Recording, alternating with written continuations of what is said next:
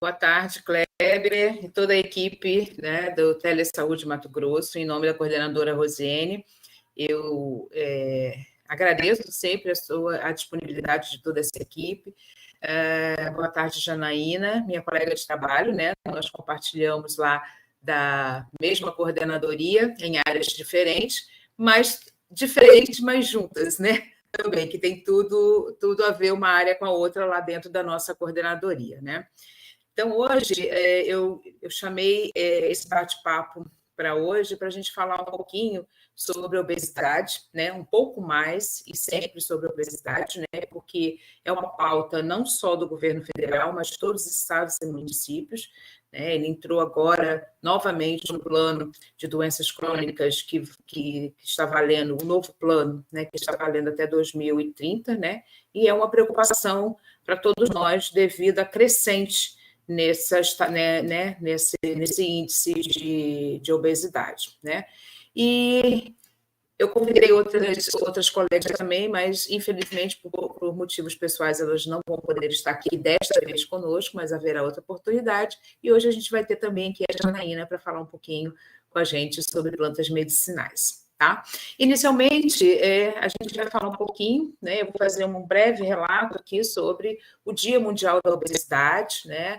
Ele é comemorado 4 de março, né? Todo ano. Essa aqui é a logo, né? A logo do World Obesity Day, ok?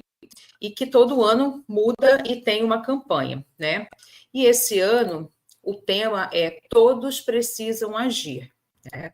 Então, todos nós, independente se somos obesos ou não, profissionais de saúde ou não, gestores ou não, nós precisamos ter uma parcela de contribuição, né, nesse agir para a diminuição, né, o enfrentamento e a diminuição das taxas de obesidade no mundo, no país, no estado, no município, né? Nós temos essa prerrogativa. Então, com esse tema, esse ano, todos precisam agir, a obesidade, né, vem sendo tratada por conta disso, né? Como eu já citei, o plano de doenças crônicas, né, que nós temos aí já em vigência, ele vale, o período dele é de 2021 a 2030, né? E ele tem novas taxas para a gente poder alcançar, né? Principalmente a de deter esse aumento da obesidade. Bom, obesidade é um problema global e afeta todos nós, como eu já falei, né? Não precisa ser só profissional de saúde, gestor, né? E de qualquer esfera, mas a família também está envolvida. Nós, cidadãos, também precisamos estar envolvidos, porque alguns hábitos que nós temos também acaba gerando esse aumento, né, das taxas de obesidade. E os números não são muito animadores, né, mas precisamos falar um pouco deles, né? Então, cerca de 800 milhões de nós vivem com a doença hoje, e com outros milhões em risco, ou seja, quem ainda não está obeso está, né, dependendo desses hábitos de vida, dos seus ambientes, né, que os ambientes que a gente escolhe para viver, né, também podemos ser potenciais obesos, podemos ser potenciais indivíduos dessa estatística, né? Então, nós sabemos que as raízes da obesidade são profundas e a única maneira de progredirmos é trabalharmos juntos. Por que esse trabalharmos juntos é tão enfatizado, né? É porque isso, a obesidade não é meramente comer demais e se exercitar de menos, né? Se fosse essa conta tão exata, a gente não teria tantas taxas, as taxas tão altas de obesidade, né? Então, o Dia Mundial da Obesidade, ele pede ações nos níveis local, nacional e global para abordar as taxas crescentes de obesidade, reduzir o estigma enfrentado pelas pessoas que vivem com obesidade e melhorar os sistemas que contribuem para a obesidade em todo o mundo, né? E isso não é uma coisa só do Brasil, né? O mundo inteiro está convivendo com esse número crescente, né, de pessoas obesas. Então, juntos, a gente pode dar a todos a melhor chance de viver vidas mais felizes, saudáveis e mais longas, né? Bom, qual é a missão desse Dia Mundial da Obesidade? Por que ter um Dia Mundial da Obesidade, né? Então, a gente precisa de um dia para realmente discutir, né, e trazer o que a gente tem para a gente poder fazer essa discussão de uma forma mais global e aí sim criar mecanismos para que a gente consiga deter esse aumento no nosso território, né? Então, ela tem como missão, né, aumentar essa conscientização, que é para sensibilizar e melhorar a compreensão das causas mais profundas e das ações necessárias para combater a obesidade. Né? Outra missão é encorajar o advocacy, né, mudando a forma como a obesidade é abordada na sociedade. Estamos encorajando as pessoas a se tornarem promotores de mudança, né? Aquilo que eu falei. Ninguém é obeso porque quer e porque se sente confortável com aquilo. Às vezes, não, né? Então, a gente precisa ser promotor de mudanças, né?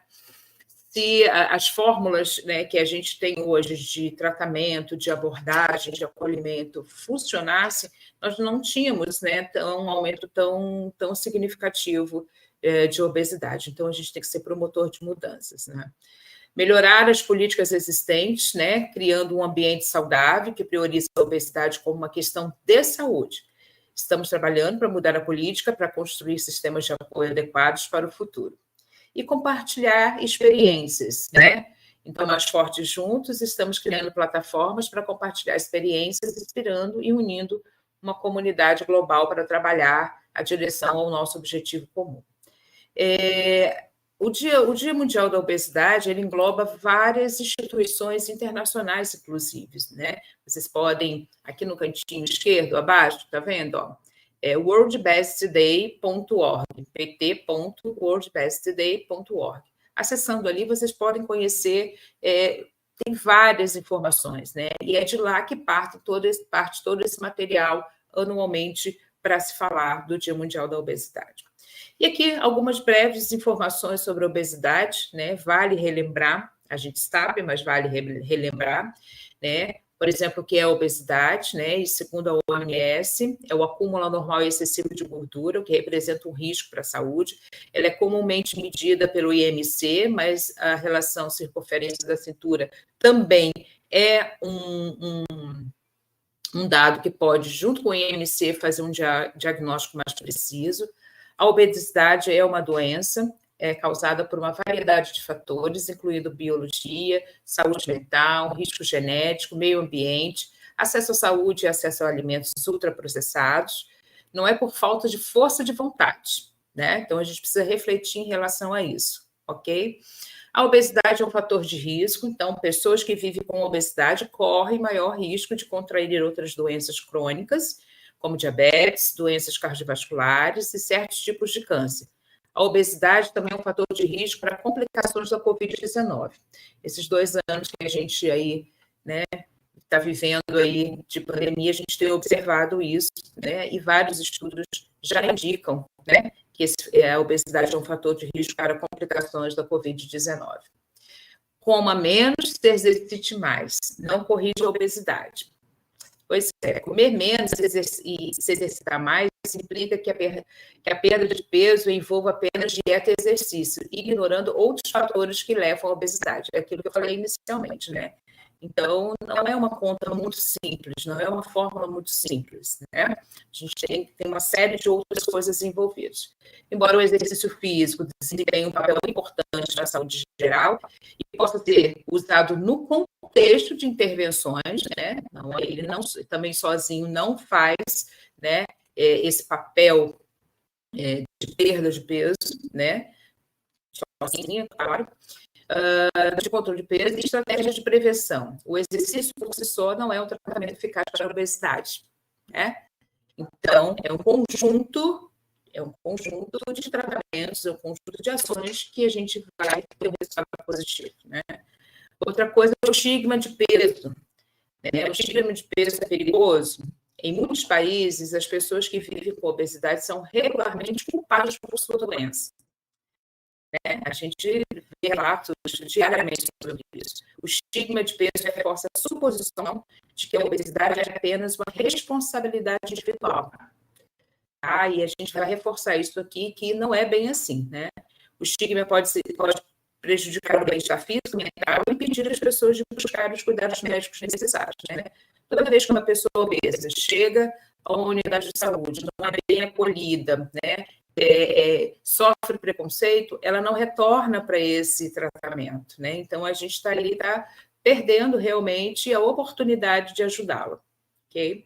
Embora o estigma seja diferente em diferentes partes do mundo, uma coisa é certa: ser vítima de preconceitos sistêmicos não ajuda as pessoas a adotar estilos de vida mais saudáveis, né? Na verdade, pode tornar tudo mais difícil.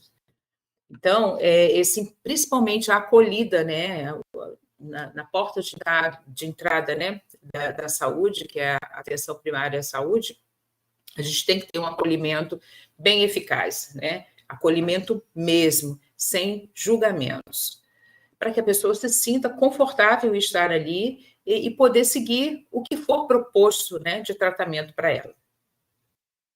Os indivíduos não são responsáveis pela obesidade. Bom, então, a obesidade é frequentemente guiada por forças fora do controle de uma pessoa. Fatores biológicos e genéticos colocam alguns de nós em maior risco.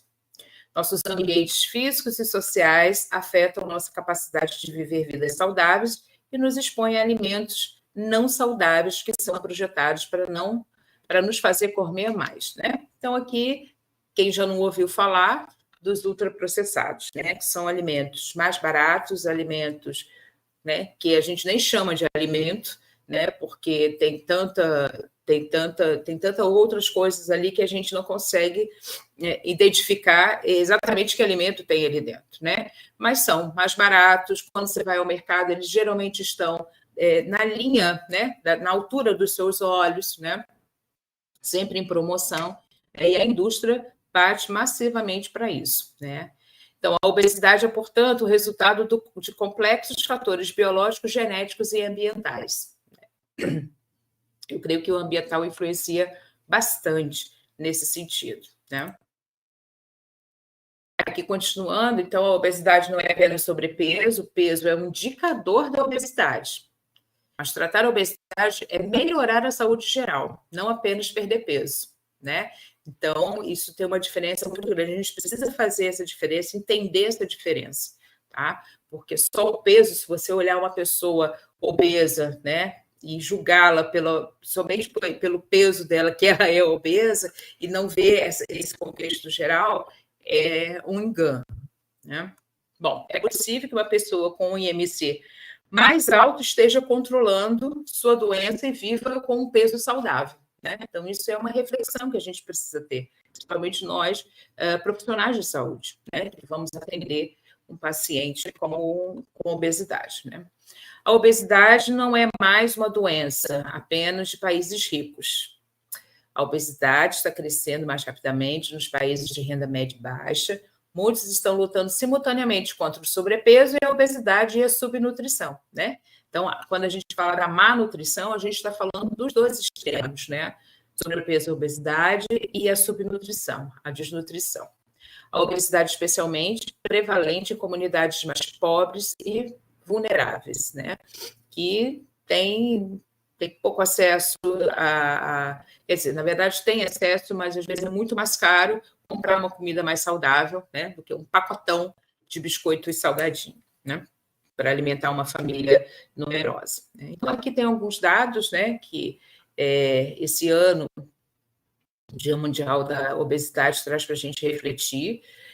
Pessoas que vivem com obesidade têm 2 vezes mais chance de serem hospitalizadas se o teste para a Covid-19 for positivo, né? Aquilo que a gente já comentou anteriormente. A gente tem visto aí, não só na mídia, mas agora já tem estudos, né, enfatizando essa relação. Bom, a obesidade infantil deve aumentar 60% na próxima década, chegando a atingir 250 milhões de crianças até 2030, né? Isso é muito preocupante. As consequências médicas da obesidade custarão mais de 1 trilhão em 2025. Hoje pela manhã também nós tivemos uma live com a organização, a OPAS, né, e ao Ministério da Saúde, quem quiser também pode ir lá depois conferir, que se fala muito desse custo, né, desse custo, principalmente aqui no Brasil, o custo do SUS com a obesidade e sobrepeso. E 800 milhões de pessoas em todo o mundo, né, têm obesidade neste momento. Então, são números, assim, para a gente fazer uma reflexão, são dados para a gente ir refletindo, né? Bom, e aprender sobre obesidade juntos, podemos criar um futuro mais saudável, né? Então, essa parceria, eu falo aqui não só, né, repito, não só da parte de saúde, né, dos profissionais de saúde, mas da comunidade em geral também, né? A obesidade é uma doença complexa, com muitas causas profundas em toda a sociedade. É por isso que todos nós precisamos trabalhar em conjunto para encontrarmos soluções. Enfrentarmos as raízes da obesidade beneficia a todos e nos dá a oportunidade de levar uma vida mais feliz, mais saudável e mais longa. E quais são essas raízes da obesidade, né? Vamos conhecer um pouquinho mais sobre elas aqui, tá? As raízes da obesidade são profundas, né? Para ter um impacto real na obesidade, precisamos trabalhar juntos para abordar as diversas e profundas causas da obesidade em toda a sociedade. Simplificar a doença, a somente uma causa pode tornar o seu tratamento ainda mais difícil. Por isso, temos que aumentar a sensibilização e melhorar o acesso à informação apropriada, né? Então, a gente precisa conhecer um pouco mais sobre a obesidade e sobrepeso e conhecer suas causas para a gente poder fazer uma intervenção, né, que dê resultado e acolha esse indivíduo. E aqui são as raízes, né? Biologia, o corpo humano tem mecanismos incorporados para se proteger da fome. Isso pode tornar a manutenção da perda de peso difícil, né? Então, fala, a pessoa é preguiçosa, não quer fazer exercício físico, nem uma caminhada, por isso que não perde peso. Há outros fatores, né? Então, a nossa biologia também é perfeita para isso, né? Para causar uma reserva, né? Digamos assim, e a manutenção do peso, né? Fica... A perda de peso fica mais difícil. Então, a gente tem que olhar isso de uma forma global. Quanto à alimentação, os alimentos ultraprocessados, agora disponíveis em todo o mundo, estão contribuindo para o rápido aumento da obesidade, né? Isso a gente vem falando, discutindo, o Guia Alimentar para a População Brasileira e o Guia Alimentar para Crianças Menores de 2 anos, né, que nós temos já disponíveis e devemos utilizá-los, né? Já falam sobre isso, né? E a indústria alimentícia, ela não para, né? Ela vem insistindo e encontra qualquer brecha para melhorar, né? Então, é um refrigerante que muda de embalagem, que coloca uma embalagem mais colorida e coloca ali que é menos açúcar, mais açúcar ou sem açúcar, né? Mas ele é um produto ultraprocessado, né? Ele está diminuindo o açúcar, talvez, mas está acrescentando outros elementos, né, que não vão fazer aquilo ali de um alimento mais saudável, né? Então, a gente precisa ficar sempre atentos. Risco genético, os nossos genes representam entre 40% a 70% da probabilidade de desenvolver obesidade. Então, há um risco genético, sim, para algumas pessoas, né, para a obesidade. Acesso a cuidados de saúde, sem acesso a profissionais de saúde treinados, a maioria das pessoas que vivem com obesidade não alcançará e manterá uma meta de peso saudável a longo prazo. Então, o atendimento de uma pessoa com sobrepeso e obesidade não é simples, né? Não é apenas uma consulta, passar uma dieta, algumas orientações e nunca mais ver essa pessoa, né? Então, essa pessoa precisa retornar. Ao retorno, ela precisa ser incorporada a um novo profissional, seja de educação física, seja da psicologia, né? Seja assistente social. Então, o tratamento da obesidade ele é multidisciplinar, né? Ele não é só uma atribuição, claro, a parte dietética é da nutricionista, mas ela precisa também do médico também e de toda essa equipe multidisciplinar. Bom, quanto a outras das raízes, são eventos da vida, né? Vida pré-natal, início da idade adulta, gravidez, doenças e medicamentos podem influenciar o ganho de peso. o início da vida, que a gente fala muito sobre o aleitamento materno, que é importantíssimo, né? Também tem uma grande influência aí, né, nesses eventos da vida, né? Isso já é provado, crianças amamentadas até exclusivamente até os 6 meses, né? E preferencialmente até os 2 anos de idade, né? Tem uma menor probabilidade de terem obesidade, de serem adultos obesos. Né? Marketing também, né? Existe uma relação complexa entre os sistemas alimentares e a saúde, sendo que a comercialização de alimentos tem uma ligação estabelecida com a obesidade. Né? E a gente sofre marketing, né? Diariamente, né? E hoje a gente tem o marketing na nossa mão, no nosso, né, smartphone. A qualquer momento aparece ali uma propaganda, uma mídia milagrosa, né? E que também nos influencia nessa questão. Outra raiz também muito, né, que a gente precisa prestar bastante atenção é a saúde mental. Né? Os sintomas de alguns distúrbios de saúde mental e os medicamentos associados podem contribuir ao aumento de peso. Né? Percebam que até aqui, né, a gente já falou várias coisas e vários profissionais estão envolvidos aqui, né? Psicólogos, educador físico, enfim. Bom, outra raiz também é em relação ao sono. A falta de sono perturba os hormônios que podem afetar o seu peso, tal como os elevados níveis de estresse. Né? Então, aqui também, tratar do sono, das insônias, né? Isso é um fator também bem enraizado aí para o aumento da obesidade, né? E, finalmente, o estigma, né? A discriminação e o estigma do peso podem ter consequências significativas para alguém com obesidade. Então, essas são as raízes, né? Deixa eu voltar aqui, tá? Então, são as raízes da obesidade, né? Então, tá aqui, ó, estigma, biologia, então tá tudo aqui que a gente precisa realmente juntos, né? Numa equipe multidisciplinar, envolvendo também a família, a sociedade, né? Porque ambientes saudáveis também não é de obrigação também somente de gestores, nós, enquanto cidadãos, também precisamos contribuir para isso, né? Então, vamos trabalhar juntos para combater essas causas da obesidade, né? E uma equipe multidisciplinar é fundamental para isso. Bom, e no contexto brasileiro, né? O que a gente tem, né? Excesso de peso, doenças relacionadas serão responsáveis pela redução da expectativa de vida em 3 anos dos brasileiros, impactam na redução de 5% do PIB do Brasil, né? Então, a gente precisa ficar em alerta sobre isso, né? Então, doenças crônicas relacionadas ao peso, né, que a gente vai ver mais para frente. Então, reduzem aí uma expectativa de 3 anos de vida. Isso é muito, né, gente?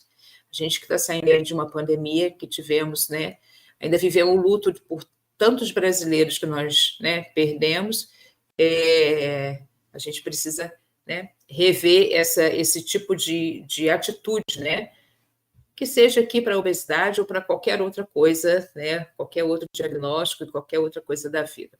Bom, ainda no contexto brasileiro, o custo financeiro da obesidade com hospitalizações e gastos ambulatoriais, em dados de 2011, foi estimado em 488 milhões de reais. Já em 2018, esse mesmo custo aumentou em 37%, totalizando 669 milhões em 2018, né? Obviamente, esse dado aqui já deve estar um pouco maior, né? Porque nós temos aí ainda 2019, 20 e 21, mas já é bem alto, né? Então, com um aumento também da taxa, né, do número de pessoas obesas, provavelmente isso aqui aumentou. A má alimentação lidera o ranking dos fatores de risco relacionados à carga global de doenças no mundo, tá? Então, a má alimentação aqui, é o que eu falei, ela está nos dois extremos, né? Como a gente diz, a má nutrição, né? O sobrepeso, obesidade e desnutrição. Os custos atribuíveis à hipertensão arterial, diabetes e obesidade no Brasil totalizaram 3 bilhões 450 milhões em 2018, considerando gastos do SUS com hospitalizações, procedimentos ambulatoriais e medicamentos. Vejam que a gente está falando de 2018, né? Nós não citamos 2019 e nem 2020 e 2021, contando com os tratamentos de Covid-19, né? E os números já são assustadores, né? São muito, muito altos, né? Ainda aqui no contexto brasileiro, né? O que a gente tem hoje, né? Transição alimentar nutricional e epidemiológica, né? Então, assim, houve uma transição, houve uma mudança de hábitos alimentares, né? Que trouxe para nós uma múltipla carga de má nutrição, que são carências nutricionais, a desnutrição e o excesso de peso, né? E tudo isso aqui, né, causa aqui, ó, as doenças crônicas não transmissíveis, né, que são considerados um dos maiores problemas de saúde pública. Então, no Brasil, o percentual de mortes prematuras por doenças crônicas não transmissíveis corresponde a 74%, né? E a carga de má nutrição é diretamente responsável por esses índices, né? Então, a elevada prevalência de obesidade é fator de risco para o desenvolvimento de doenças crônicas não transmissíveis e também associada à perda de qualidade de vida e maiores custos ao sistema de saúde. Então, esse é o contexto brasileiro. Os gastos no SUS que nós temos, né, que eu mostrei aqui anteriormente, né, o que ainda está sendo contabilizado em relação à pandemia dos anos de 2020 e 2021, né, mas a gente já temos aí já resultados de elevada prevalência de obesidade, não só em adultos, mas em criança também. Bom, mas o excesso de peso e a obesidade não são só números, né? Quais as implicações na vida e na saúde?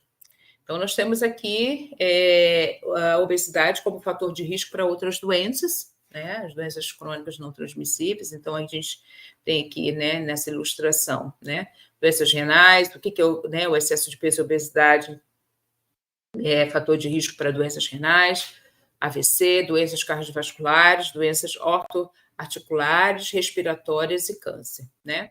E acrescentaremos aqui também, né, maior índice de hospitalização com um teste positivo para Covid-19. Né? Então, aqui a gente tem, né, basicamente, uma carga de doenças atribuídas à obesidade. Né? Então, aqui nós temos o campeão, que é o diabetes tipo 2, né? Ele é o campeão aqui de doenças atribuíveis à obesidade, né? Que a obesidade é risco. Né? E aqui, né, aqueles dados que eu já trouxe, 669 milhões em hospitalizações e gastos ambulatoriais, são os custos para o SUS, né? E só em medicamentos, 722 milhões. Né? Então, a gente precisa ficar em alerta. Isso aqui nos alerta, né, para que a gente consiga realmente fazer, ter diretrizes, né, planejamento para o enfrentamento e a diminuição da prevalência de obesidade no nosso país. Aqui outros desafios, né, encontrados pelas pessoas com obesidade, eu falei anteriormente, lá nas raízes, né, mas aqui a gente traz mais sintético, que é o estigma e o julgamento, tá? A gente vê na televisão, vê nas mídias sociais, né, a questão da gordofobia. Há também relatos de profissionais de saúde mesmo, né, que julgam, né, que causam estigma, né, em pessoas com obesidade, e elas acabam não voltando, não aderindo ao tratamento. E isso, as consequências para essa pessoa, né, são muito drásticas, né? Então, como consequências físicas, risco de morbidade, né? Nível de cortisol, estresse oxidativo e PCR elevados, risco de diabetes, né? Nós vimos anteriormente que a diabetes tipo 2, né, é uma das doenças crônicas relacionadas à obesidade, com um número elevadíssimo, né? E num estudo longitudinal mostrou que a discriminação de peso associa-se a um aumento de 60% no risco de mortalidade de pessoas com obesidade, né? Então, a gente precisa também pensar um pouquinho, né, sobre isso. As consequências psicológicas, né, encontradas estão os distúrbios alimentares, ansiedade, depressão e insatisfação corporal, né, porque a pessoa acaba se fazendo um auto-julgamento também, de ouvir tantos julgamentos, né, desnecessários, consequências psicossociais, né? Essas pessoas com sobrepeso e obesidade têm piores condições de trabalho, menores salários e menores chances de serem contratadas comparadas a um indivíduo com peso considerado normal, né? Então, a gente precisa refletir sobre isso, né? Nós que não sofremos, né? Quem não sofre com esse tipo de coisa precisa ficar atento, né, a isso, se você também está causando isso em alguém, né? Sempre temos que refletir, né? Bom, responsabilizar as pessoas pela sua obesidade distrai a atenção dos sistemas obesogênicos que produzem a obesidade, né?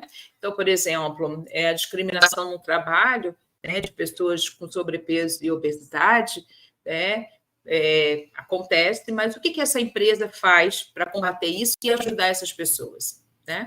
Ela não tem uma academia, ela não tem um refeitório para essa pessoa fazer uma alimentação adequada, trazendo da sua casa, né?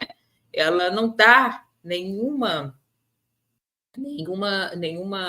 condição de ambiente adequado para que essa pessoa encontre um conforto, né, e encontre uma possibilidade de aderir a um tratamento e ser acolhida, né?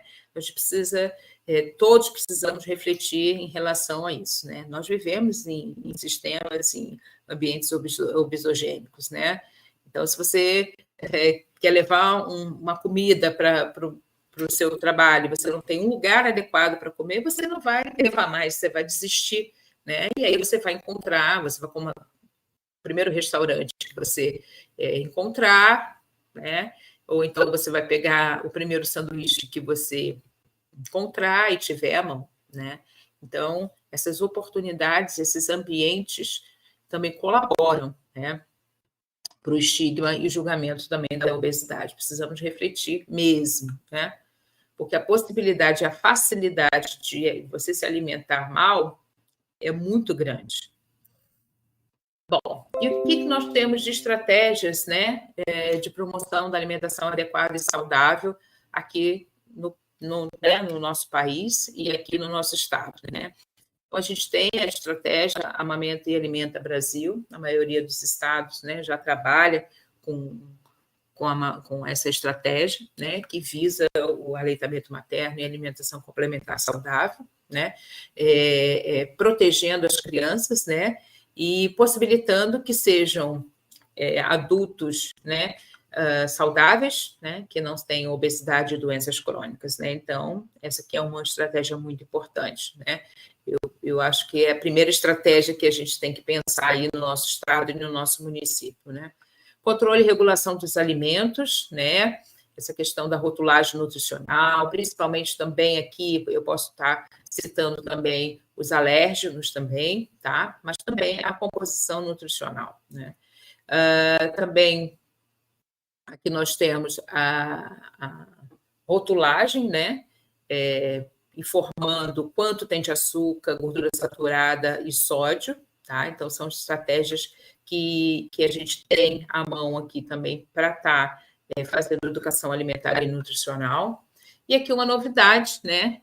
O Conect SUS, né? Todo mundo conhece ele mais pela questão do cartão vacinal, mas lá no Conect SUS tem um ícone, né? Que chama peso saudável, que você pode tirar, fazer o IMC, você coloca seus dados e ali tem informações sobre sobrepeso e obesidade e alimentação adequada e saudável, né? Hoje também, na live que o Ministério fez na parte da manhã, a Gisele Bortolini, nossa coordenadora geral de alimentação e nutrição, falou de mais novidades no Conect SUS, por isso que não deu tempo de eu colocar aqui e atualizar. Então, você aí pega seu smartphone, vai lá no Conect SUS e veja esse app aqui, ó, que está ali dentro, né, que é do peso saudável, que tem mais novidades por lá, né? E também pode contribuir aí, né, com não só para você saber seu IMC, mas várias informações e as novidades que chegaram hoje ao aplicativo, ok?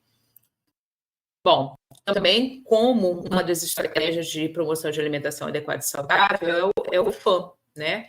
Financiamento de ações de alimentação e nutrição, que todos os estados, né, recebem, né? Os recursos repassados em 21 foram de 3.310.000, né? 3 milhões para os estados, né? E os municípios também com mais de 30 mil habitantes, né? Já essa portaria aqui é a portaria anterior, tá? De 2021. A portaria de 2022 saiu recentemente, no início de março, já foi compartilhado com todos os estados, e aqui no Mato Grosso nós já compartilhamos com nossas regionais de saúde e, consequentemente, as mesmas com os nossos 141 municípios, né? Que tem aqui no rol também, que recebem o FAM. Então, o FAM ele é um incentivo financeiro, tá? Que é destinado para despesas de custeios, tá? Como manutenção e funcionamento de serviços em geral. Então, ele tem um instrutivo também que diz como que deve ser gasto esse dinheiro e como ele tem que ser, como depois ele vai ser monitorado. Temos uma novidade esse ano no FAM, que nós vamos ter 2 monitoramentos, né, 2 indicadores de monitoramento dentro do SISVAM para poder fazer prestação de contas, né, do FAM, tá? Então, é também uma estratégia, tá, de promoção de alimentação adequada e saudável, instituída, né, e pelo Ministério da Saúde, que anualmente são repassados recursos aos estados e municípios para utilização em ações de alimentação e nutrição, capacitação. O instrutivo, ele relata como deve ser e como pode ser gasto esse dinheiro, esse recurso. Bom, temos a vigilância alimentar e nutricional, vocês todos conhecem, né? Também é uma ferramenta onde são alimentados, né? Os dados são alimentados pela atenção primária à saúde, né? Avaliação de marcadores de consumo alimentar, né? Por exemplo, que a gente depois extrai relatórios, né? E a gente consegue ter um diagnóstico, não só do município, mas do estado e do país ou da nossa região, né? Também é uma estratégia que a gente enfatiza muito. Bom, o Crescer Saudável, né? O Crescer Saudável, ele é um programa, né? Que está atrelado ao Programa Saúde na Escola, né? Nós ainda estamos aí no ciclo 21-22, né?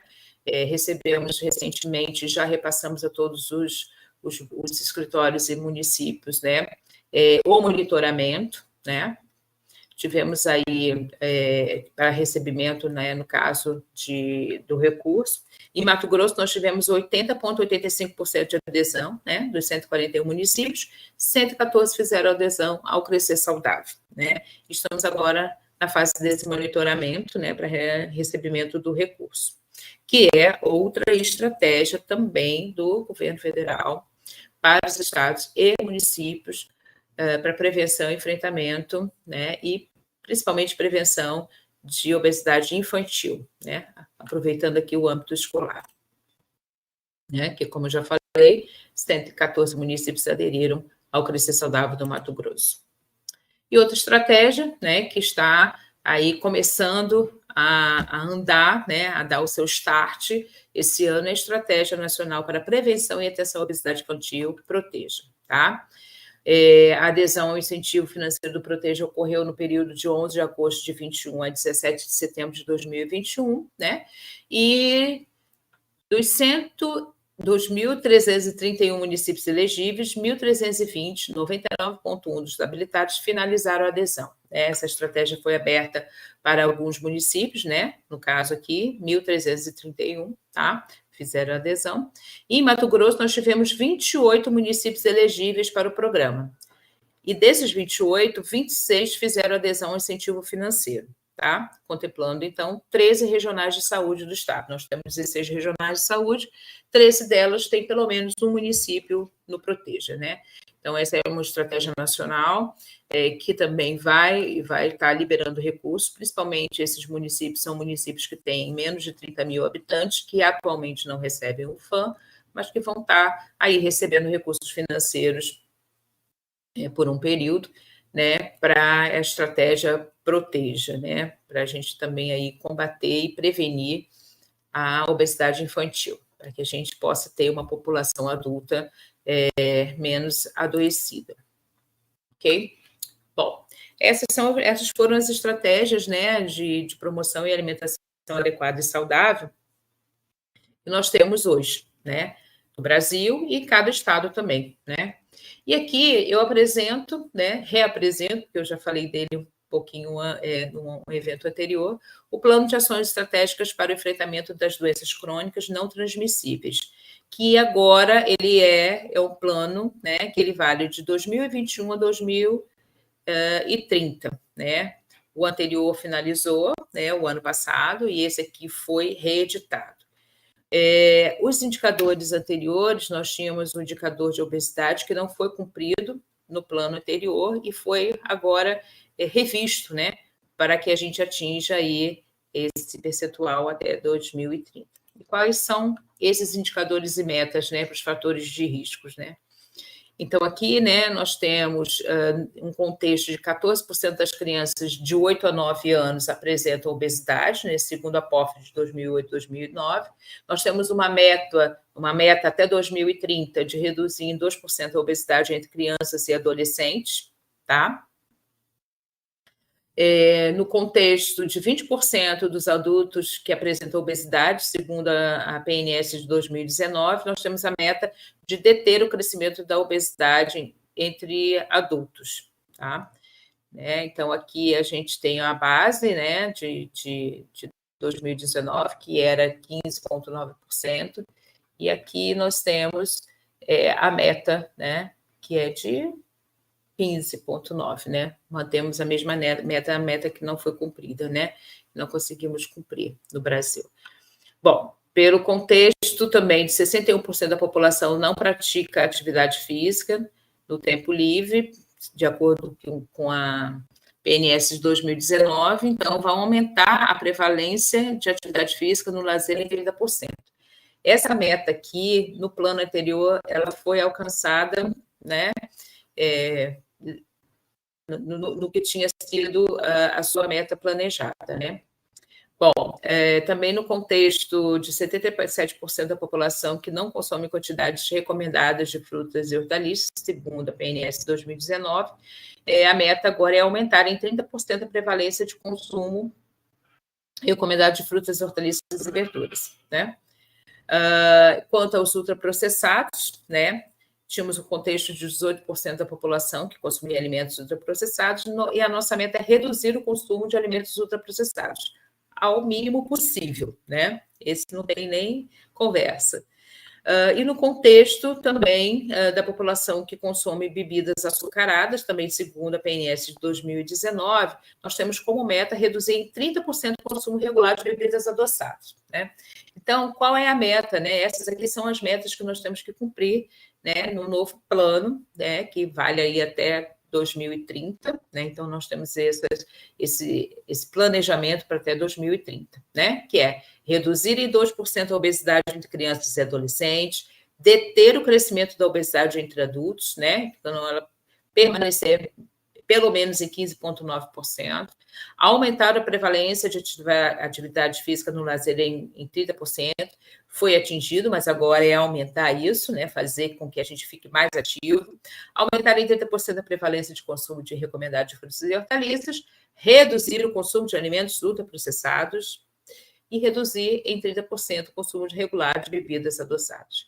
Então, diante desses indicadores e metas e diante, né, do novo plano, é que nós vamos traçar as nossas atividades, nosso planejamento, né, aqui no Estado também, para a gente poder fazer parte, né, disso aqui e também reduzir os nossos indicadores, né, reduzir as nossas taxas, as taxas de Mato Grosso, as taxas de todos os nossos municípios em relação a isso, contribuindo, obviamente, com a taxa nacional.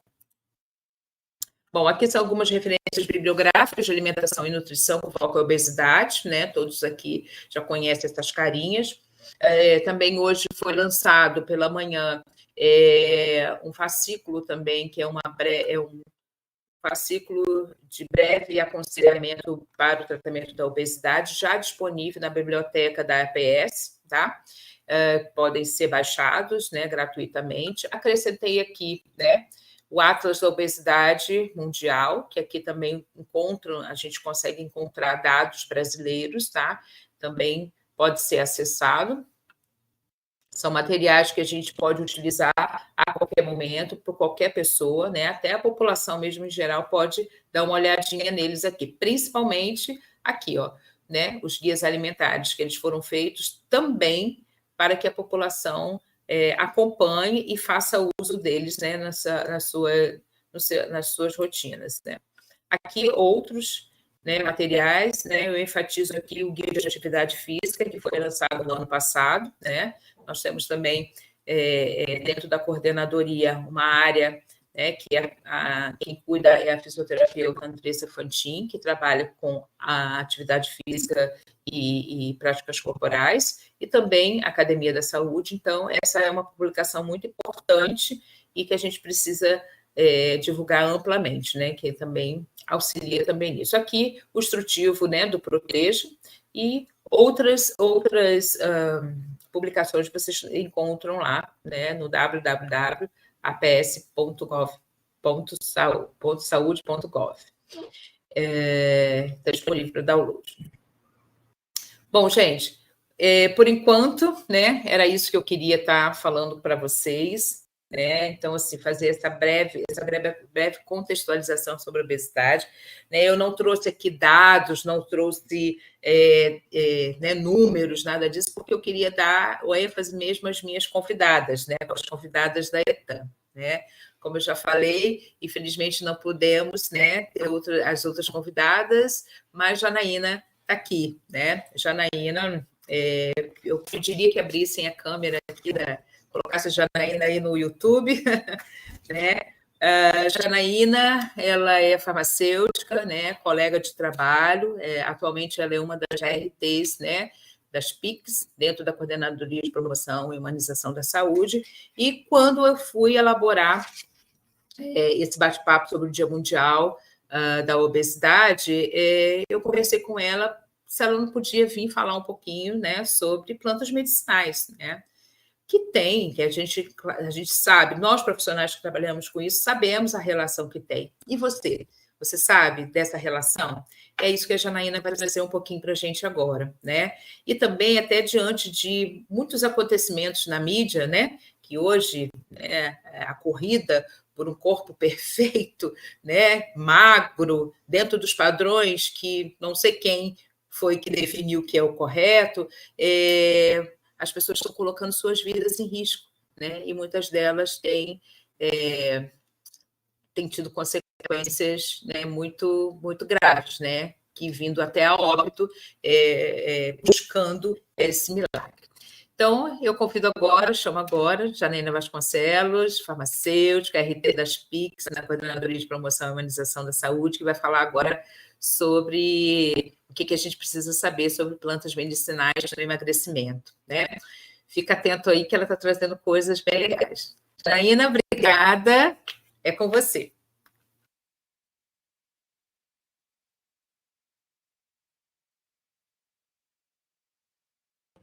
Abre seu áudio, tá, Janaína?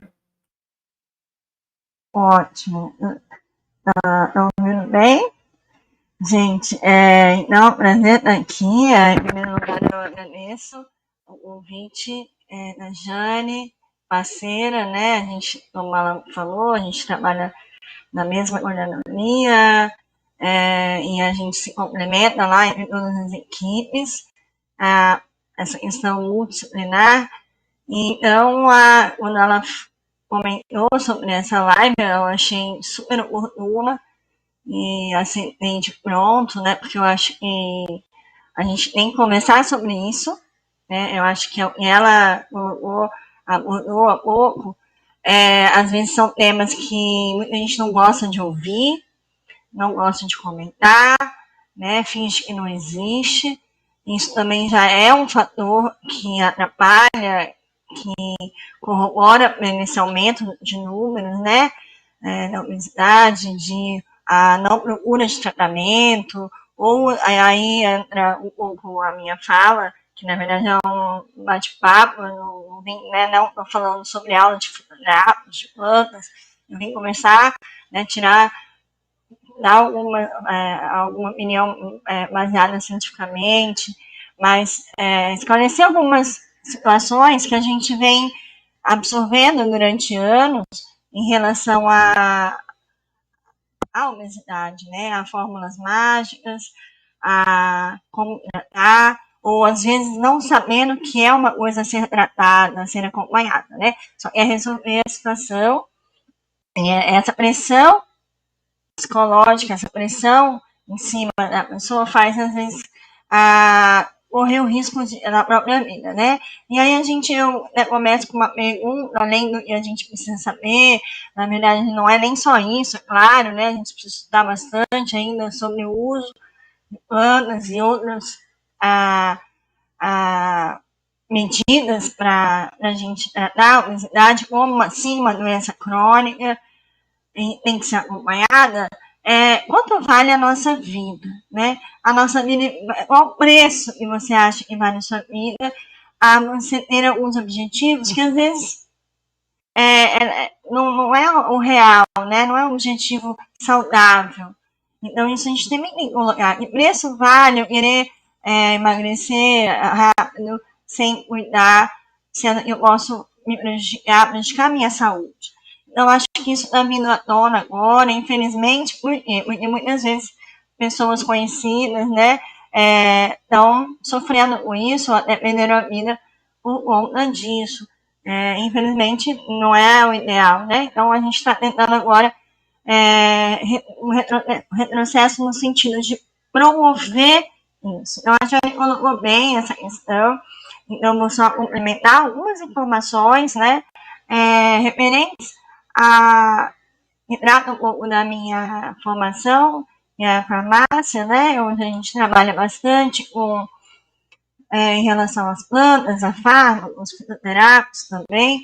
Na verdade, a maioria dos fármacos, eles vêm de alguma planta, ou às vezes sintético, mas às vezes tem o princípio ativo de alguma planta, né.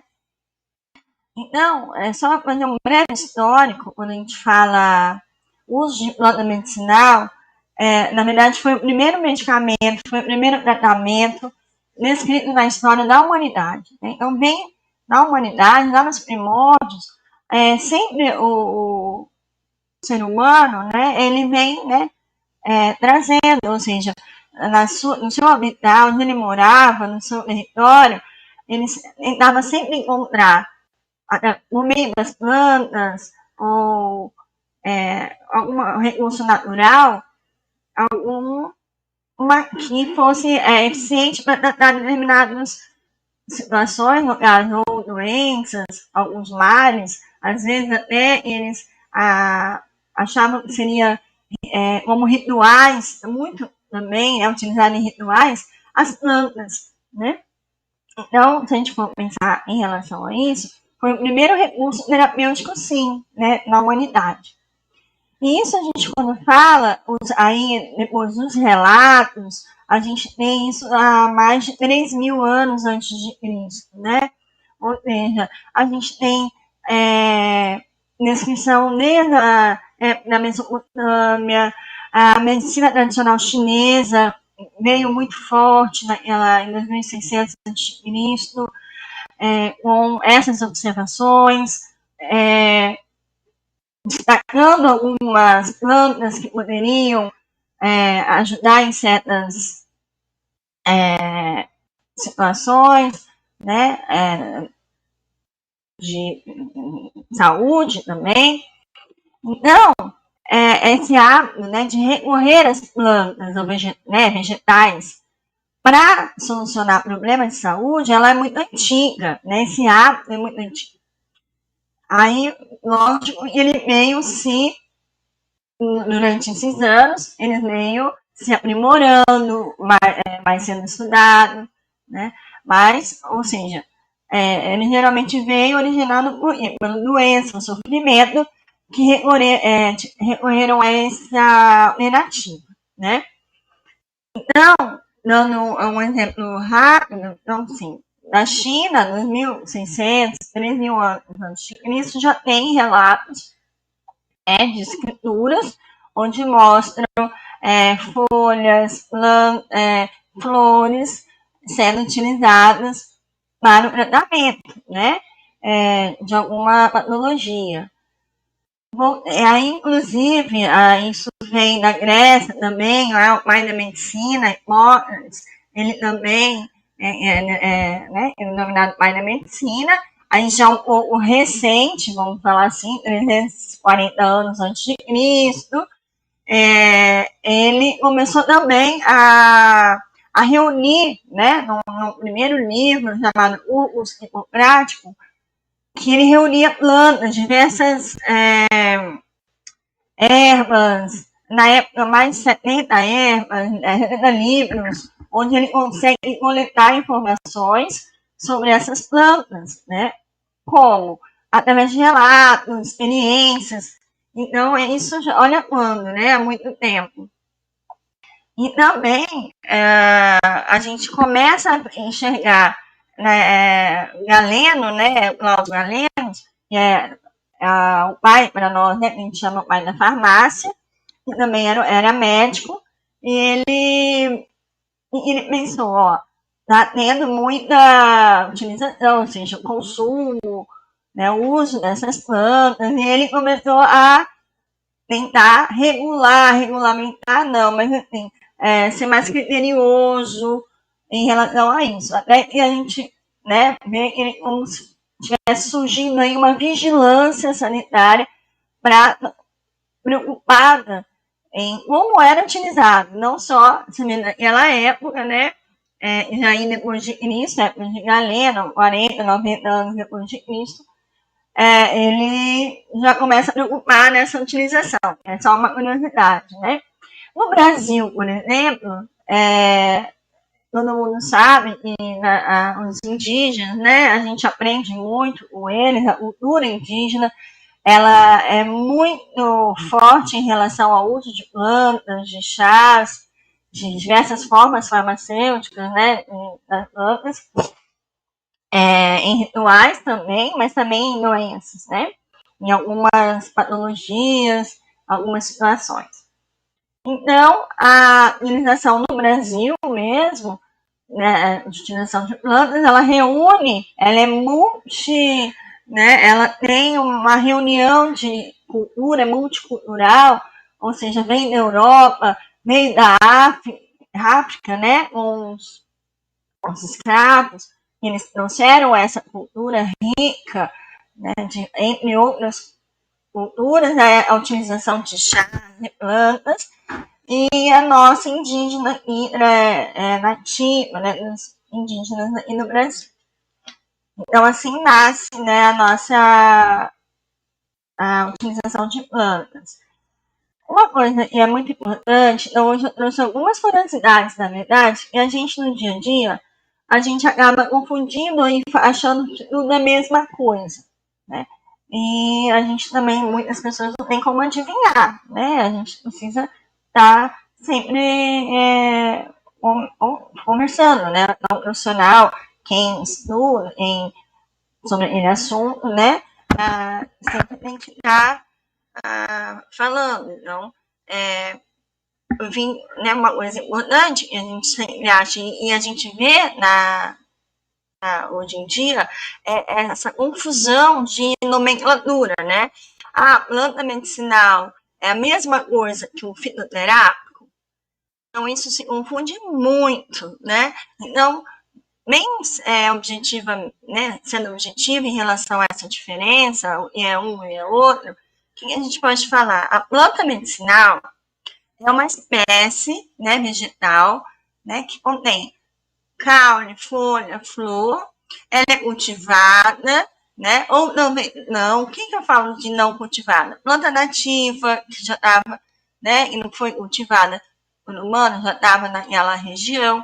Sim, é uma planta medicinal. Nessa planta, você pode usar como propósito terapêutico alguma parte dela, as folhas, as flores. Então, isso sim é uma planta medicinal. E a gente conhece, né, possíveis efeitos terapêuticos. Inclusive, também, a gente, no meio, né, das décadas, né, dos séculos, na verdade, a gente foi aprendendo que também conhecendo além dos efeitos terapêuticos, mas também alguns cuidados, efeitos tóxicos. Então, porém, é a planta. Bom, então, a gente usa, né, sabe de efeitos, só que não tem uma evidência científica, comprovadamente, o total dela, não é um princípio ativo extraído dela, então o risco à saúde do usuário ela não é tão embasado cientificamente, é um uso muito mais cultural, empírico, mas a gente sabe dessa atividade, né? Porém, quando a gente fala de fitoterápicos, né, medicamento fitoterápico, sim, aí é um produto e ele é obtido de uma matéria-prima ativa vegetal. O que é tudo isso? Então, eu vejo uma planta e eu descubro que a folha dessa planta tem um princípio ativo e ele é benéfico para determinada doença. Ele auxilia, ele pode ajudar, né? Aquela substância isolada pode ser profilática, curativa ou paliativa, às vezes para dor, né? E aquela substância, ela é sim industrializada ou ela é elaborada de uma forma de medicamento, né? É um produto tradicional, é fitoterápico, é natural, porém ela foi manipulada, ela foi tem uma finalidade e ela foi extraída. Pode ser simples ou composto. O que é isso? Né? Quando a gente pega apenas uma substância e a gente encapsula, ou em comprimido, ou xarope, enfim. Aí essa substância ela tem toda a regulamentação, aí, então são outras exigências para ela estar no mercado, tá? De uma forma correta, né? De uma forma de acordo com a legislação vigente, né? Sem estar burlando nenhuma etapa. Bom, e aí a gente também vai falar, lógico que a gente, quando eu comecei com a Jane, a gente estava falando bastante de chá, né? É uma forma do uso de planta medicinal, ou enfim, muito, muito utilizada, mas também tem outras formas que a gente pode utilizar essas plantas, né? Como são? Então, o chá, na verdade, depois da água, ela é uma das bebidas mais ingeridas no mundo, né? Então, realmente, ela tem, o chá tem vários efeitos benéficos, nós vamos falar. Assim, é uma apresentação, né? Uma forma que é fácil de fazer, ou seja, não é complexa, né? É quase que um ritual, faz parte da cultura, e cada planta,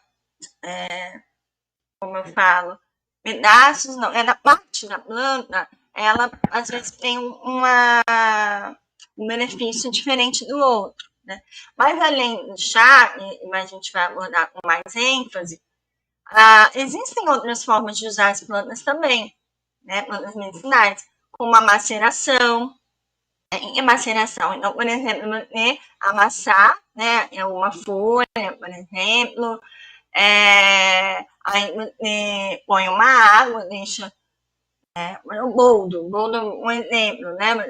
Você macera o boldo, põe a água, deixa um certo tempo, e você vai tomando ao longo do dia. Aí tem os benefícios do boldo, né? E é bom para a parte hepática, né? Auxilia na parte hepática, né? No fígado.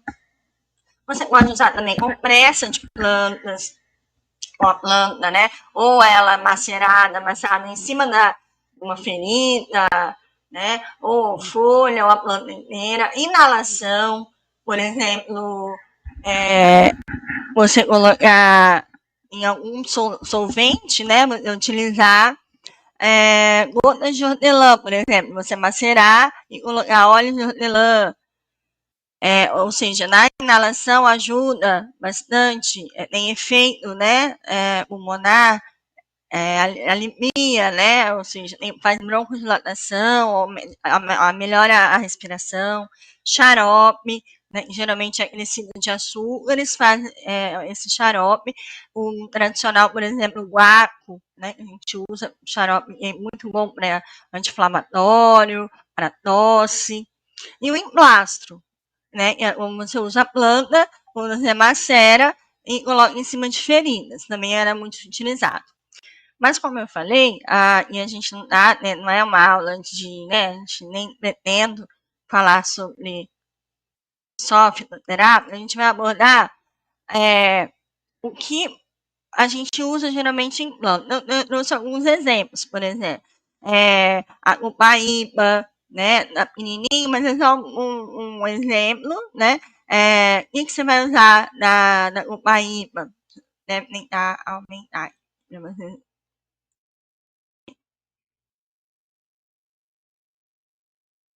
Isso. Aí a gente tem a copaíba, que você consegue. O óleo da copaíba, que todo mundo já conhece, é muito famoso, né? Onde você pega no tronco da árvore, por exemplo, né? A folha do gajiru, que é de origem amazônica, e ela tem efeitos, né, astringente, né, repositor de ferro. Então, é muito rica, as plantas são muito ricas nos seus efeitos. Castanha do Pará, que na verdade agora é castanha do Brasil, né? E a gente tem no norte do Brasil, onde a gente usa, aumentar, né? A castanha, a semente, né? Da castanha, jaborandi. Então, alguns exemplos de plantas. E agora falando sobre chá. Essa questão do chá. Então, vamos falar o que é a importância e os perigos, né? E também as indicações e precauções.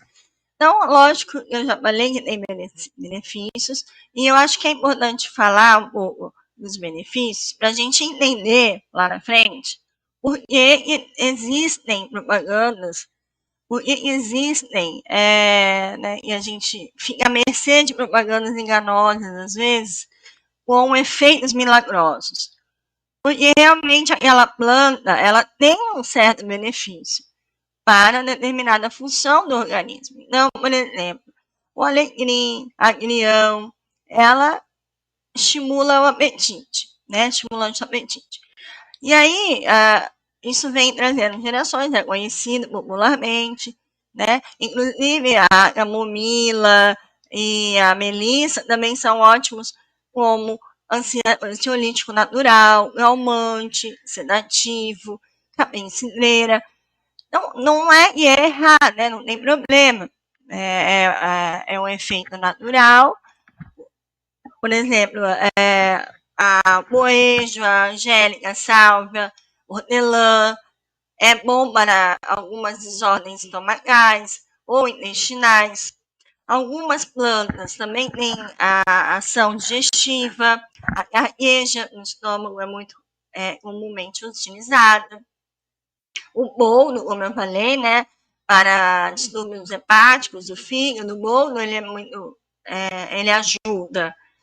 Cicatrizante, a gente tem cavalinha, uva, cavalinha também é diurética, né? Então, a gente tem essas plantas, a gente não quer dizer que elas não têm efeito benéfico, que auxiliam.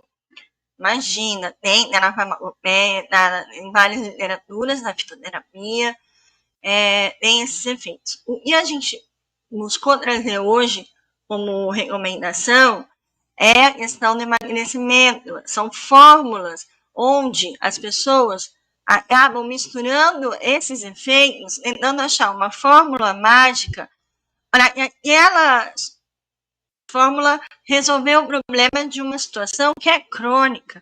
É uma situação e ela não é resolvida da noite para o dia e nem com um profissional, né? Inclusive, até essa questão benéfica, quando eu falo, olha, empiricamente, o chá de camomila é muito bom, ele realmente tem um efeito calmante, sedativo leve, Aí, se eu falo isso, né, como profissional, para uma pessoa sem orientar, então, e a gente também está falando muito isso, e a Jane frisou, é questão de orientação. A planta, ao mesmo tempo, ela é natural, mas nem por isso não faz mal também. Pode fazer. Então, uma pessoa que, por exemplo, já faz a utilização de alguns outros medicamentos, né? A planta pode interagir com eles, agravando, aumentando o efeito do medicamento ou também inibindo o efeito do medicamento. Então, o profissional que te acompanha, ele tem que saber, na verdade, tem que ser uma indicação. Ou então, você ouviu falar, procurar o seu profissional. Então, no caso de plantas, o farmacêutico, por exemplo, é um profissional que estudou, na verdade, é capacitado para conhecer as plantas, os médicos também, enfim, ao profissional que entenda, né, que tenha feito alguma etapa da sua formação em relação às plantas. Porque, veja, se eu posso, ao invés de ajudar, eu posso estar causando prejuízo para uma pessoa. Se eu falo, olha, pode tomar chá de maracujá, e é ótimo para você ficar calma. Você fala somente isso, a pessoa faz uma xícara de chá, um litro de chá e toma esse chá o dia inteiro. Leva para o trabalho, fica tomando de manhã, de tarde, à noite. Será que isso vai fazer o bem para ela? Será que isso não pode levar um aumento, né, da sedação? Será que ela não pode ficar com uma confusão mental? Ela não pode dar alguma interação com o medicamento? Então, é isso que a gente bate na tecla dessa questão de orientação adequada de qualquer medicamento, de qualquer uso de substância que você está ingerindo. Né? Você precisa conhecer. Agora, não, assim, eu não vou tomar um chá de camomila. Não, toma. Não é isso. Mas tudo com cautela. Né? Tudo que é exagero, a gente sabe, né? Na vida, tudo que é exagero não é legal. Tudo que é muito, às vezes, pode não ser legal. E aí a gente vai voltar nisso, mas em alguns exemplos também. Então, a gente tem o hortelã-pimenta, que é bom para o fígado, vesícula, para tosse, como eu falei, né? O óleo de hortelã, ele ajuda na respiração. A curcuma veio, está muito em alta pelo poder anti-inflamatório, né? A questão hepática também. Aí o que acontece? Aí a mídia vai, fala que a curcuma é bom para Covid, porque é anti-inflamatório, antiviral, tudo. E a pessoa faz um uso de uma quantidade enorme e pode ser prejudicial. Aí começa a passar mal, não sabe nem por quê, porque considera como natural, considera que não faz mal. Né? Então, vai ao médico e fala, eu tomo isso, medicamento, mas não lembra de comentar que também faz uso de um chá, ou que seja uma cápsula, que tenha algum produto natural, de origem natural. Pode ser até chá mesmo, né? O orégano, né? O orégano, ele é para falta de apetite, para tosse. O gengibre, a gente sabe que o gengibre ele é muito bom. É um anti-inflamatório, ele é importante também para a garganta, para a inflamação da garganta, para enjoo, para náusea. Agora, para hipertensão também. Agora, tem o alho antibacteriano. Então, isso não seja fato. Mas o que a gente tem que preocupar com a dosagem e a forma de você utilizar. E a orientação. Né? Sempre orientação. Nunca porque alguém comentou, ouviu falar, tomar bastante cuidado. Então, por isso que a gente sempre fala, o que é natural não faz mal? Será? Né? Não é bem assim. Né? É bom, é natural, é bom, mas pode fazer mal. Tudo vai depender da dosagem. Inclusive, alguma ela pode ter um benefício por alguma patologia, mas ela em excesso, ela pode ser tóxica. Então, já dizia, né, igual o medicamento, né, o que vai diferenciar o veneno, às vezes, do medicamento, é a dose. Então, se você tomar determinado medicamento, você pode melhorar de um sintoma, mas se você exagerar, você pode se intoxicar e levar a óbito em outros, né, é o pior, mas você pode ter uma hepatite fulminante, uma hepatite crônica, por exemplo, né, um dos exemplos. Então, o que a gente tem essa preocupação é esse uso, né, dos chás de forma indiscriminada, né? Não só no chá, não deixei claro isso, outras formas, né? Comprimido, cápsulas, e também isso hoje em dia o acesso disso está muito forte e fácil, por exemplo, na internet. Se eu ligar, eu até nem coloquei umas que eu pensei em colocar, imagens, mas eu falei, não vou fazer propaganda e não é bom, né? Então, às vezes você coloca, você vê, inclusive tem fórmula milagrosa. Aí você fala, nossa, perfeito, né? Em 10 dias, use coisas assim, absurdas na internet. A internet vira uma terra de ninguém, né, em relação a isso. Então, é tomar muito cuidado, né, em relação a isso. Porque, primeiro, quando você vê fórmula mágica, saia correndo. Porque não existe fórmula. E outra, fórmula, o nome já diz. Você está misturando coisas, não é? Quando a gente fala de fórmula mágica, a gente está fazendo formulações. Quer dizer, tem ali o que você nem imagina que tenha, né? Então, nem sempre o que está lá é o que você realmente tem. Pode ser. E isso eu não estou falando, né, de achismo, né? É uma coisa que eu prego e acho correto. Não. A gente tem vários relatos, né, documentados, onde, de anos para cá, os medicamentos ditos fitoterápicos para emagrecer, principalmente, né, a gente está hoje, o tema em relação a isso, então a gente é um pouco mais no emagrecimento, na obesidade, aí fala que tem, aí eles geralmente misturam o remédio para diurético, a valinha, por exemplo, tem efeito diurético, a carqueja tem um efeito protetor gástrico, aí põe um sene e ele é constipação, ou seja, ele solta o intestino, ou seja, mistura tudo aquilo para você emagrecer, ou seja, se você usa muito aquilo, você pode ter desidratação e você não emagrece perdendo líquido, né? Quando você faz muita diurese, você faz muita, né, urina muito por um determinado medicamento, um diurético ou manipulado, você fala, não, mas tem o químico, né, o sintético, mas a planta também tem umas que tem efeito diurético. Então, toma exagero, ele incha, não, ele é bom porque ele desinchar. Aí você vê vários nomes, né? Chá desinchar, chá detox. Tudo que vem relacionado é marketing, tá? É uma estratégia de marketing. Então, você vai, toma e fala, nossa, mas eu perdi 1 quilo de um dia para o outro. Provavelmente, você perdeu líquido. Isso não é saudável, né? No outro dia que você pode ainda prejudicar seu rim, no outro dia você não toma, seu líquido vai reter do mesmo jeito, e você vai se decepcionar, aí vem todos os problemas que a Jane comentou da obesidade, que não funciona para mim, e eu não sou capaz, nem um chá tá funcionando, imagina, enfim, né? Aí vem o lado emocional. Então, assim, da mesma forma, a planta medicinal, ela pode ser um remédio, ela tem indicação, ela também tem outra indicação e efeito colateral.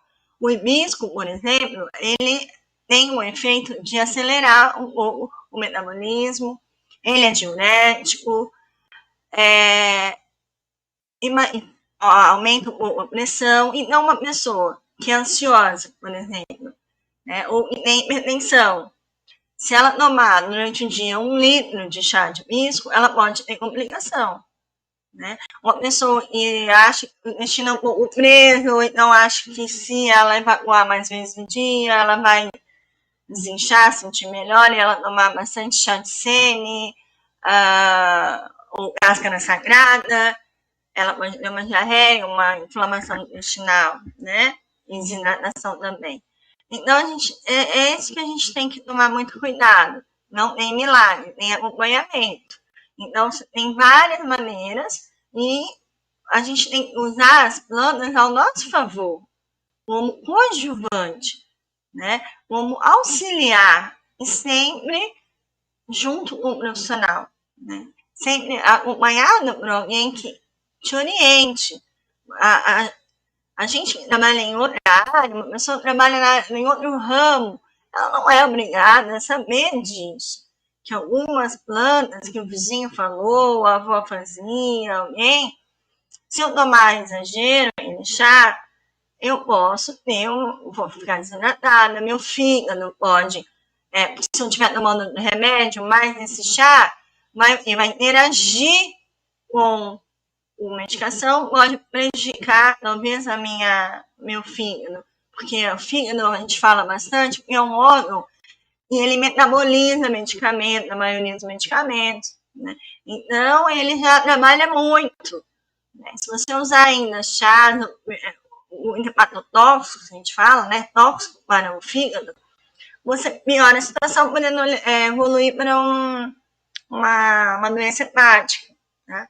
E infelizmente, às vezes, em casos que não tem como reverter, né, só transplante, e aí você não consegue, pode virar óbito. Alguns medicamentos, por exemplo, interagem com o resultado de exame de sangue, por exemplo. Então, se eu tomo muito um chá que é diurético no dia anterior, eu vou fazer amanhã um exame de sangue que tenha sódio, potássio, ele pode dar alterado. Aí o médico fala, nossa, mas você está com alteração? Mas você esquece de falar que você tomou 1 litro de chá de cavalinha antes, porque para manter, às vezes, não é um remédio. Não tem esse efeito. Então, é chamar a atenção para isso. Para a quantidade. Por que você está usando? Né? Com qualidade. Água aromatizada é legal, ótimo. Mas saber o que você está colocando ali na água, qual os efeitos. Alecrim, por exemplo, não é uma planta que deve ser tomada à noite. Né? Vou fazer um chá de alecrim. Por que não? Porque ela é estimulante. Então, a pessoa fala, estou com insônia 1 semana. Mas eu estou tomando chá e nem chá está resolvendo. Qual chá que você toma? Estou tomando chá de alecrim que eu tenho em casa. Mas ela tem, é chá. Não chá, mas só que dentro daquela planta tem substâncias que são estimulantes. Então, de manhã, ótimo, né? Como a gente fala, vai tomar muito chá de camomila de manhã, provavelmente você vai ficar um pouco mais sonolento durante o dia, dependendo da quantidade. Então, se você faz, inclusive, mais importante também, se você faz uso de medicamento contínuo, tá? Qualquer medicamento para pressão, anticoncepcional, para qualquer doença crônica, né? Para ansiedade, depressão, é muito importante que você fale com o seu médico e o que você toma também de chá, se aquele chá, aquela planta não interage com o medicamento que você está usando, você vai ter alguma interação, né? O efeito, ou anulando o efeito, ou potencializando o efeito, que não é o que é desejado. Uma coisa também que a gente vê por aí são pessoas que deixam de beber água natural, água pura, né? Usando chá. Então, nada substitui o uso da água. Pode tomar os dois, mas não bebo mais água, só tomo chá ou água saborizada. Não, né? Água, nada substitui a água. Quando a gente fala de uma situação muito importante, são as gestantes ou lactantes, né? Que também tem que ser orientada pelo profissional, porque isso tem muito também a parte cultural da gestante ou lactante. Toma determinado chá porque vai aumentar o leite. Toma esse chá porque vai diminuir a cólica da gestante ou para acalmar. Isso pode ser prejudicial para ela, né? E também para o nenê, né? Ou o lactente, ou também o feto, né? O neném intraútero, pela placenta. Então, assim, Tem muitos chás, por exemplo, que tem efeito benéfico, mas porém ele tem um efeito de constrição uterina, né? Ou seja, contrair o útero. Ele é ótimo para, às vezes, fígado, mas ela contrai o útero. Então, uma gestante pode tomar esse chá? Não, não deve, porque senão tem um efeito abortivo, pode ter um efeito abortivo. Então, isso tudo é muito tomar bastante cuidado em relação a isso. Então, quando a gente fala na obesidade, a gente tem que tirar da cabeça que existe uma fórmula mágica, que não tem, acompanhar esse tratamento, sim, fazer um acompanhamento, porque a gente não pode também deixar de utilizar essa ferramenta que é o uso da planta, que é barata, de fácil manuseio, porque apenas não, procurar uma ajuda de um profissional, que ela pode vir muito, né, ao encontro no restante do tratamento, né, na atividade física, hábitos alimentares, mudança dos hábitos alimentares. Então, por isso que a gente fala e é multidisciplinar, né, não é somente de um profissional. Isso já passou, já lá atrás, né, essa história de para de comer que você emagrece, isso já caiu por terra há muito tempo, né? E a gente viu, né? Já mostrou novamente, está sempre falando que não é uma coisa, uma situação simples. Se fosse simples, a gente não tinha a quantidade de pessoas nessa situação, delicada, né? Ou seja, a gente não gosta de falar sobre esse assunto. E a gente tem que usar nossos métodos, né? A gente tem a nosso favor. Então, quando você vê uma coisa importante, é a mistura de chás. Então, o que a gente fala para orientar as pessoas? Escolham, primeiro, chá in natura, né? Chá a granel, onde você conhece o fornecedor, tentar conhecer o fornecedor. Um local de qualidade, você conhece a procedência, cuidado, né, com aquelas locais que você não sabe de onde vem, se aquilo de fato é aquela planta, aquela folha. Isso é muito, né, complexo e é difícil de monitorar e fiscalizar, né? Esse é o problema. Então, tomar cuidado, preferir essas folhas a granel do que o sachêzinho, né? É mais fácil, conhece.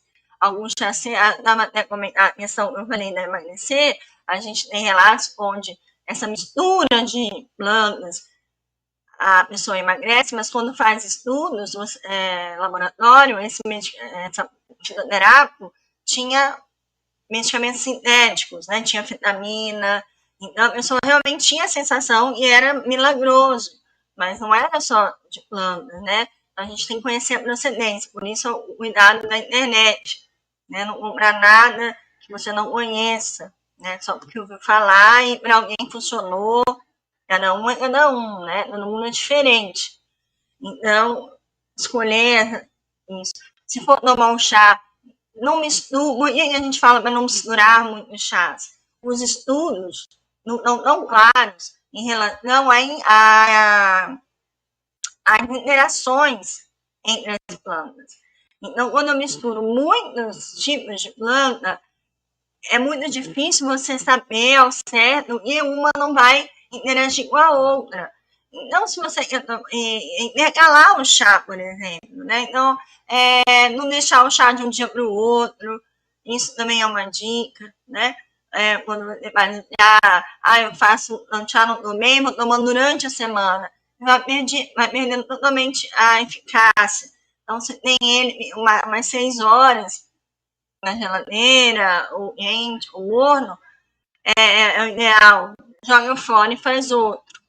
Intercalar as plantas, né? Então, me faz bem tomar uma planta, dar uma relaxada, porque eu sou muito ansiosa, então eu vou tomar à noite. Eu tomo um tempo uma camomila, uns dias, eu intercalo o outro, isso também até ajuda, né, o organismo a dar um start e voltar ao mesmo efeito, né, você intercalar chás, de manhã um determinado chá que ajude a digestão, hortelã é bom depois do almoço, mas não é milagroso, vocês estão vendo, e é questão de coadjuvante, de ajuda, né, complementar, mas não nada sozinho, né. Então, isso eu acho que é mais detalhes, a gente pode depois até falar sobre isso com mais detalhes, né, não era o de falar só, era esse cuidado, né.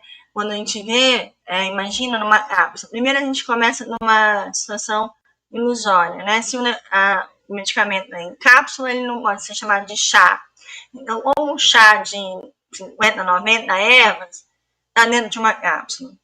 Primeiro, ele não é chá, né, é uma cápsula, é uma outra forma farmacêutica. E aí, como que você acha que consegue ter 50 ervas numa cápsula? Não tem, né? E você olhar, até que ele escreva numa bula as 50, você começa a olhar, tem para tudo, estimula, que deprime, que solta o intestino e prende, ou seja, aquilo ali é uma bomba, né? É uma bomba relógio, e você pode ter um problema muito sério de saúde.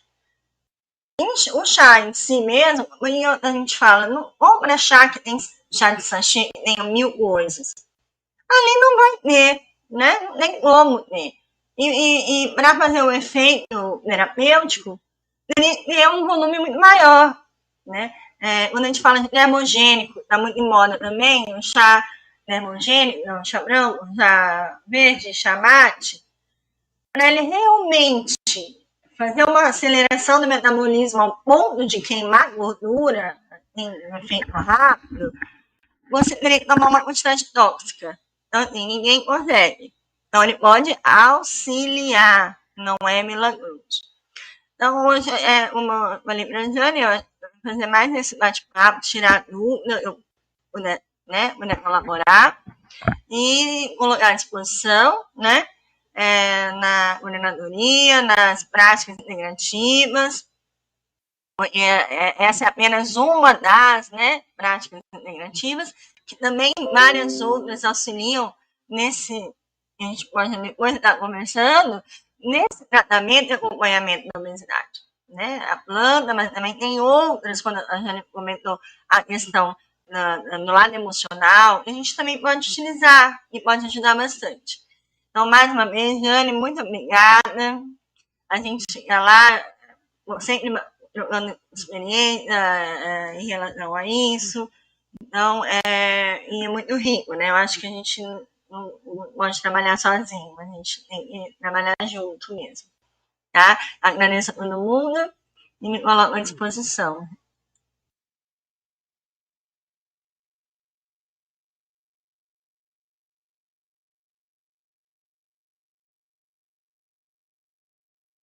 Ok, muito obrigado.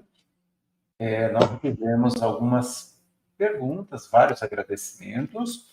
Só gostaria de reforçar que, infelizmente, no primeiro instante, a gente teve um problema no nosso registro de presença, mas disponibilizamos para você um novo QR Code e o link no nosso chat. É só preencher o forms que está, que a gente vai enviar o certificado de participação a todos vocês que preencherem este forms. Então, tem uma pergunta da Juliana Mendes Pouso, perguntando para a Janaína se os chás podem trazer alterações na função renal também, né? Oi, pode, Juliana, lógico, como eu falei, né, se você tudo é utilizado sem acompanhamento, pode sim. Vou dar um exemplo, né, para ficar bem claro. Existem chás e eles têm um efeito diurético. Então, como ele seria adequado? Você tomar hipertensão, ser acompanhada, né, por um profissional, uma pessoa hipertensa e tem edemas, né, acompanhada, toma, e também não faz uso, também, tomar cuidado, tem pessoas hipertensas que já fazem uso de remédio sintético, né, alopático, diurético. Então, assim, tomar cuidado. Mas vamos supor, essa a cavalinha, ela tem efeito diurético. Mas se você não tem uma situação de chá, de chá, se você exagerar nesse efeito, por exemplo, você sobrecarrega o seu rim. Então, alguns chás você pode também produzir, ajuda no processo, né, colabora no processo de cálculo renal, entendendo? Então, o exagero, né, o uso inadequado. Então, toda planta, você tem que buscar saber, né, você tem que buscar saber que ela traz de benefício, mas também procurar saber se alguma coisa, ela, até esses benefícios, não fica de encontro, né, e você já usa, né, para você não ser prejudicada, né, o seu organismo não forçar o seu organismo. Então, sim, tem alguns chás que sobrecarregam ou dão um efeito renal, sim.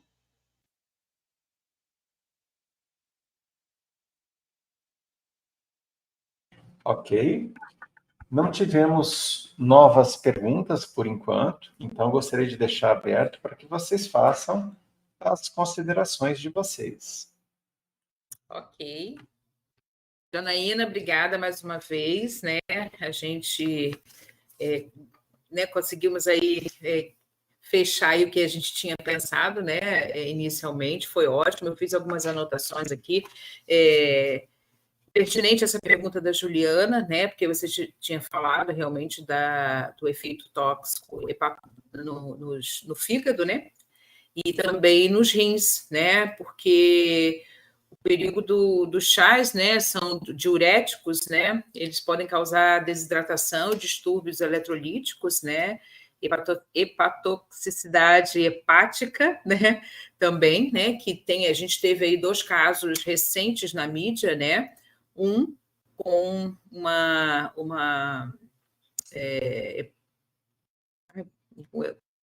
combinação. Uma combinação. Agora eu perdi o falado. Não, tudo bem. Não, então, teve um problema hepático muito grave, né? Que a pessoa nem chegou quer dizer, fez um transplante de fígado, mas infelizmente houve rejeição de tão tóxico que foi aquela combinação de substâncias, e também tivemos uma outra notícia na mídia também por conta de disfunções renais, né? Então, sim, porque são os órgãos que fazem a metabolização de substâncias e medicamentos, né, no nosso organismo, né? Eu gostei muito das suas pontuações, né? O excesso de consumo do chá o dia inteiro, né? Pessoas fazem litros de chá e tomam o dia inteiro, né? Ao invés de água, toma aquele chá. Às vezes mistura, não é só uma erva, né? Isso é uma coisa que a gente fica observando. Nós, nutricionistas, somos muito questionados. Esse chá é bom, né? É termogênico, né? Mas assim, né? Tem que ter o seu equilíbrio, né? A gente eu gostaria de enfatizar, né, a sua fala em relação a isso, de procurar um profissional, né? Você deu aqui para a gente a diferença de um fitoterápico, né, para um manipulado, para um chá, né, que são coisas diferentes, né? São produtos diferentes, e infelizmente hoje na internet a gente compra isso com muita facilidade. Então, o alerta aqui é para isso, né? Não existe fórmula milagrosa para emagrecer. O emagrecimento é um conjunto de coisas. O chá pode entrar? Pode. Né? O fitoterápico pode entrar? Pode, mas sob orientação, né? E para uma de uma forma muito personalizada, que é outra coisa que você colocou que eu achei muito bacana. O que serve para mim não vai servir para você, né? Então a minha fórmula é minha, não é para a Janaína, né? E a gente ouve muito isso, né? Então, eu falo isso como nutricionista, porque a gente é muito bombardeado. Qualquer dieta da moda que surge, a gente... mas você não está sabendo disso? Não, porque cientificamente isso para mim não né? Ainda não ouvi nada a esse respeito, né? Então, eu queria agradecer a você por ter trazido, né, nesse momento. Eu falei um pouco sobre a obesidade, né, para a gente poder chegar nesse ponto e falar mais, né? E te convido também para os próximos encontros que a gente tiver, para a gente abordar isso e trazer esse assunto mais, popularizar mesmo esse assunto, né? Que às vezes fica muito com a gente mesmo, né? E acaba que a gente vem vendo coisas que talvez a gente pudesse prevenir, né? Levando esse conhecimento a todo mundo. E aí, vocês que estão aí no YouTube, também muito obrigada por estarem nessa tarde com a gente. Eu também queria agradecer, realmente, a gente, pelo convite, um lugar de exposição, né? Porque sempre a gente ouve falar, né? O conhecimento para a gente, se não for partilhado, não adianta ter conhecimento, né? Então, a gente está aqui como profissional, até como ser humano, né? Você tem que sempre estar falando para um familiar, para um colega, para um amigo, quando você vê alguma coisa e você está ajudando. E é isso que você falou. A gente tem que ter, a gente é um ser único, a gente não é um monte de pessoas, um robôzinho, né? Que serve para um, serve para o outro, e abordar mesmo dessa forma, mais real, né? Lógico que é cultural, é bom, mas, como a gente fala, né? Faça do seu medicamento seu alimento, como isso também na nutrição, né? Vem com isso, e também a gente cuidar com os nossos medicamentos, a sua dose, né? A diferença é só a dosagem do medicamento e do veneno. Né? Então, infelizmente, tivemos esses casos e a gente se sente até um pouco mal, às vezes, assim, por querer, aí a gente impulsiona de querer fazer mais para a sociedade, para isso não ocorra, né? Infelizmente, a gente previna esse tipo de situação. Agradeço, pessoal. Obrigada. Viu? Eu que agradeço. Esse bate-papo é muito importante, mesmo que a gente fale, minimamente falarmos disso já é alguma coisa, né? Desperta nas pessoas a busca por mais conhecimento disso e também, né, conhecer os perigos, né, desses excessos. Obrigada, Janaína, obrigada, Telessaúde, e obrigada a quem nos assistiu hoje.